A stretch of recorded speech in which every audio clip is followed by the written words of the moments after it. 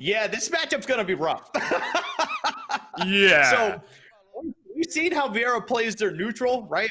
They play a nice slow game, but when they get their openings, they're going to get their damage down. I'm not surprised to see Sephiroth come out here, and I won't be surprised to see them actually play this one out very, very well. So this is going to be a tough time for Jin Moon. However, anytime Jin Moon does get those openings, right, Sephiroth is going to have to be very, very wary because the damage, like, it's not always going to be a lot, but it's going to feel like a lot because of how big Sephiroth is and how light he is. But as long as he's patient, keeps his distance, Sephiroth has plenty of tools to be such a huge disruption to any of Jin Moon's game plans.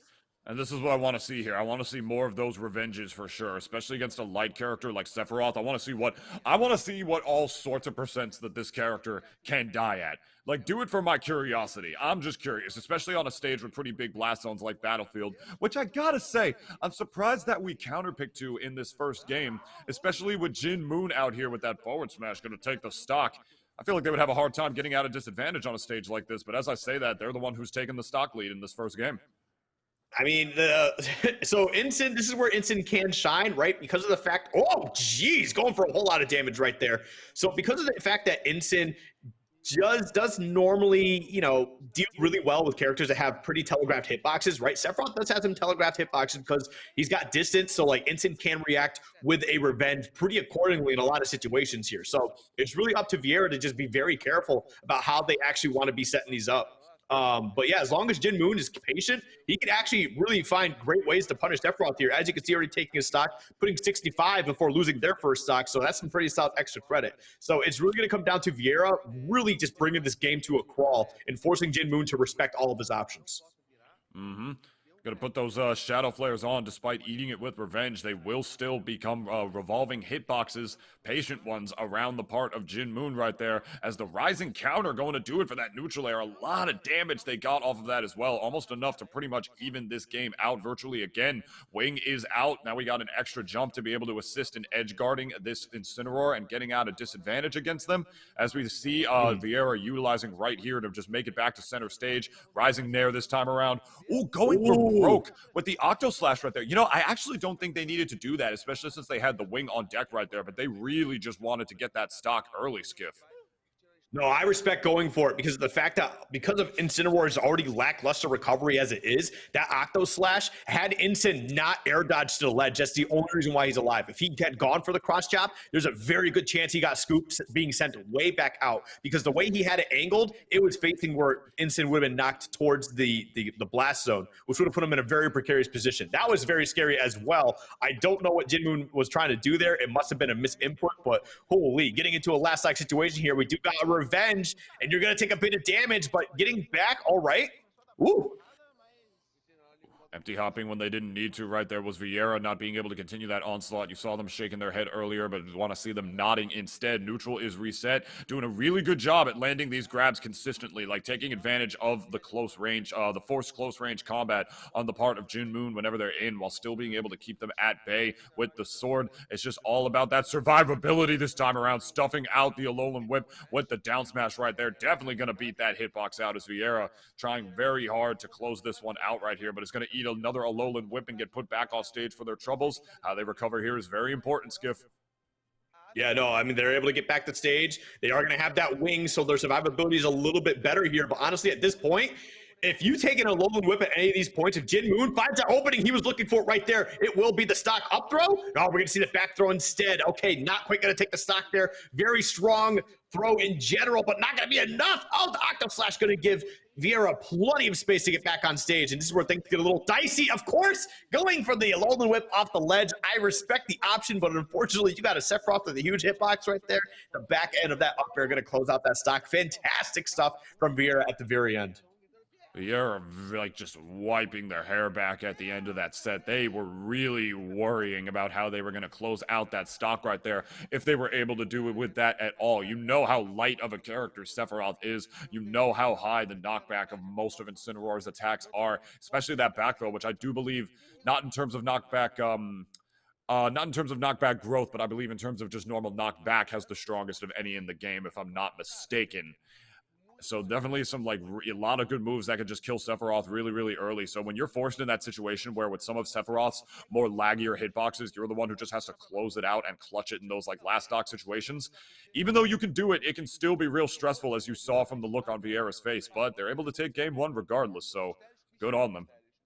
Yeah, Jin Moon was definitely doing a fantastic job just being patient here because the good thing about Sephiroth and a lot of his hitboxes is his frame data, like it's solid, like moves come out quick, but there is a bit of end lag on some things. But because of how much space he has, they generally tend to be a little bit safe. So Instant has to be very careful and kind of bait some stuff out and just try to get the big punishes out of it. So the game one was solid in their favor. Sephiroth is still, I think, probably a better pick if you really want to mess up Instant compared to Wolf. But honestly, you might need to change things up because Jin Moon was really figuring some stuff out. It just kind of came down to a couple very crucial mistakes at the end and going to Yoshi's. So, man, he's trying to take stocks early.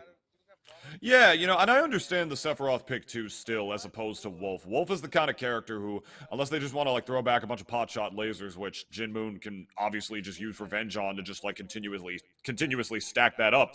Sephiroth is the kind of character who can just sort of play that sort of just like in the meat game safer because of like the insane range that they have on that sword, as well as just having like Shadow Flare for like additional like sort of insurance, if you would, as well as the wall here that they can cling onto with that forward air now. On top of the fact that we are on another triplat, which Jin Moon seems to be very comfortable with, something that can make your landings a lot more linear, especially when you're going up against a huge sword like on the part that Sephiroth has.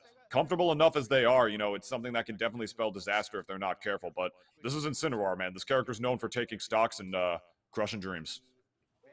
No, that is for sure. But so is Vieira, apparently, man. He's been crushing dreams all day today. We saw a 2-0 earlier, and he's trying to work towards a 2-0 once more, man. This is not looking too good. Jin Moon definitely needs to start figuring some stuff out here. There's a few spots where I think he could have been a lot more confident closing out some stocks. Fantastic gameplay there, recognizing that, hey, my down tilt can't reach. Incineroar's down tilt kind of messed up, right? And was able to close out forward air. I see a lot of falling forward airs from Jin Moon moving forward as well, because it tends to work out really well for this matchup, especially because Sephiroth's going to be doing a lot of short hop forward airs or just forward tilts in general. So it's a nice little poking tool and punish option. But we'll see exactly how it starts to move forward. But right now, man, Vieira is looking really solid, even on Jin Moon's counter pick. Yeah, for sure. And honestly, just hanging out a little too much at the ledge at the beginning of that stock was Vieira, as that down tilt was going to come out for sure. Doing a wonderful job at just sort of just keeping Jin Moon a disadvantage here in whatever situation they can do once and again. The only time Vieira is really getting hit out right here is in situations like that, where they go for broke with options just like octo slashes by the ledge and stuff like that. Or if they're hanging out underneath the stage with that forward air a little too much. Those are the times where I'm seeing Vieira getting called out. But when it's time for them to just sort of hold down the neutral and just sort of try to keep Jin Moon off the level right here, like the quick in the second decisions on the part of Vieira, those split second times where it's like, okay, do I run back an F tilt here, or can I continue the ledge guard by the actual ledge here, have honestly been second to none. That's where they're doing a great job. Oh, geez. That was a spot where they almost were able to take that stock there, get the big punish on Jin Moon. Wasn't able to find it. But Jin Moon, yeah, really struggling to get the stock out all of a sudden. Okay, the 1-2-3 not going to be enough. Look at these percentages on Yoshi's of all things here.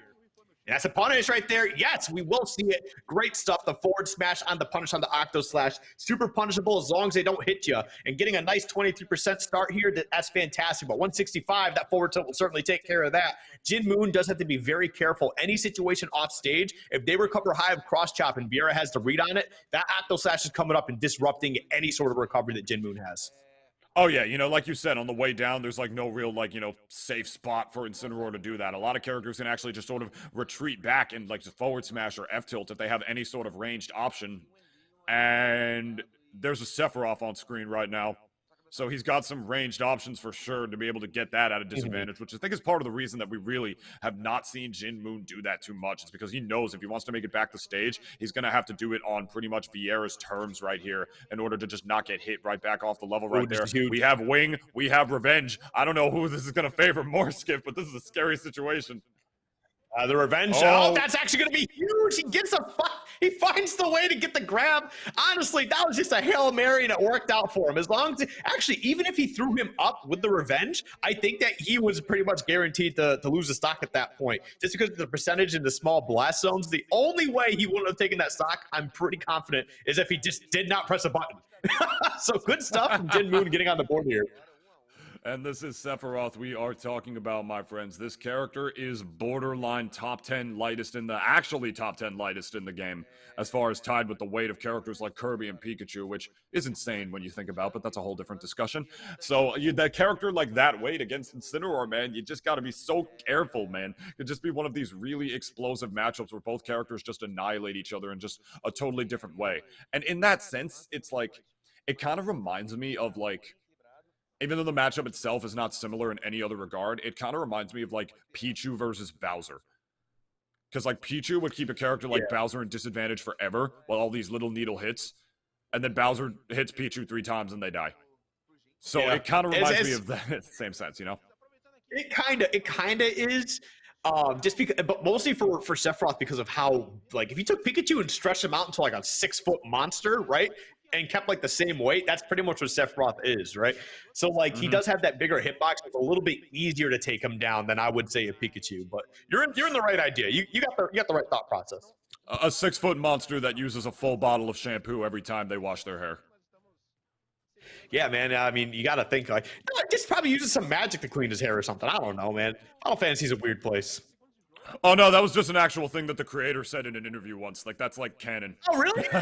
Yeah, that's why I said that. Sephiroth literally uses a full bottle of shampoo to wash his hair literally every time. That's so weird. That's such a weird thing to hold on to, but I respect it, man. Pulling out the interview. Don't ask me why I remember that. Whatever. PS2 was game number 3. Don't worry about it. Don't worry about it. Yeah, PS2.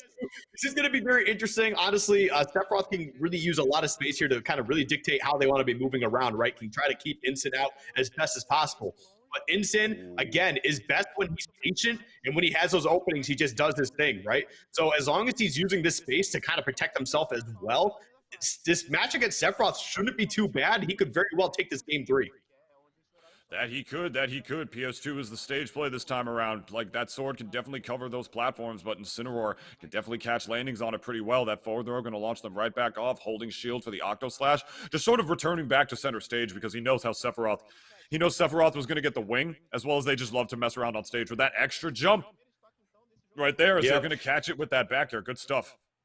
Yeah, definitely an unfortunate position there. Once you already kind of commit to the double jump with Incin in that type of position, you got to hope that they don't have a double jump or a triple jump like that situation to be able to punish you, or you just go for the cross chop and just try to get the center of stage as best as possible, right? You got a crazy angle on there if you can get it. And wow, look at that. Getting the revenge, almost landing the forward air. They need to close out the stock as fast as possible. You don't want to be taking this extra percent if you don't need to, but man, this Sephiroth is making it hard to do. So, oh, you could have just done like a dash attack or something. Stop pressing the low and whip, please.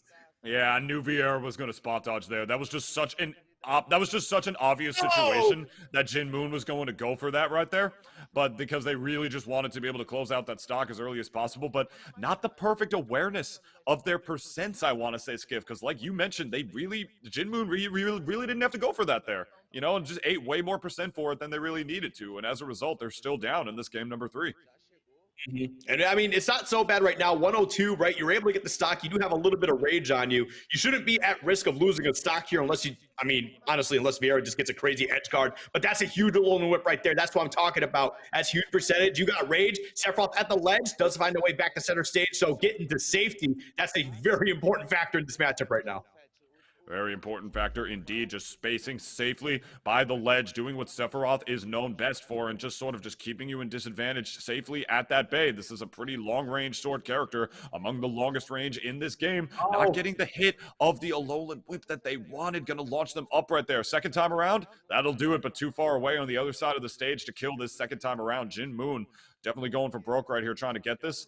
Nice revenge, trying to go for that forward air falling setup again. Doesn't land it, but is still able to keep Sephiroth in disadvantage.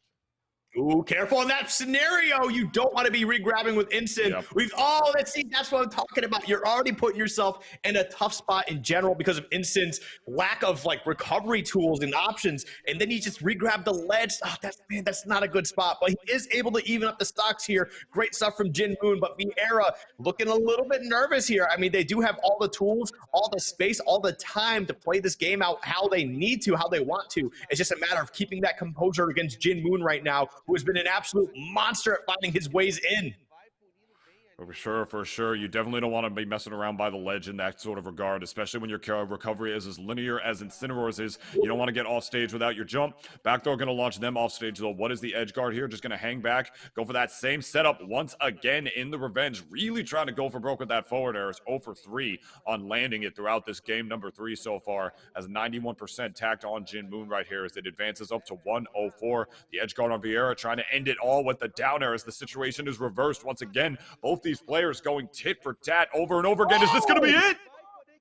What a read! That was fantastic. He knew the jump was going to come out. Vieira's been jumping all game, and the one time you fully call out and get a huge punish on it is with the Alolan Whip at the ledge at death percentage. Fantastic stuff from Jin Moon, man. That was absolutely the play that they needed to be able to close that out. Just great stuff all around. My goodness. If that went to game number 5, I genuinely don't know how that set was going to go with how much they were adapting to each other's